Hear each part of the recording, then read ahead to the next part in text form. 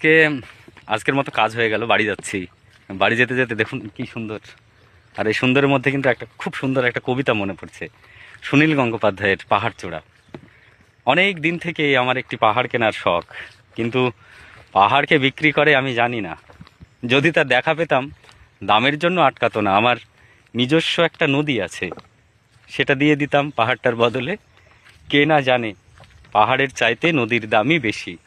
পাহাড় স্থাণু, নদী বহমান, তবু আমি নদীর বদলে পাহাড়টাই কিনতাম, কারণ আমি ঠকতে চাই।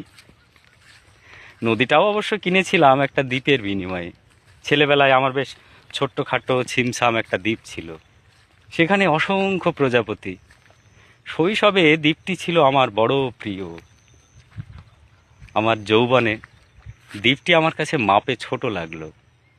প্রবাহমান ছিপছিপে তন্নি নদীটি বেশ পছন্দ হলো আমার। বন্ধুরা বলল, ওইটুকু একটা দ্বীপের বিনিময়ে এত বড় একটা নদী পেয়ে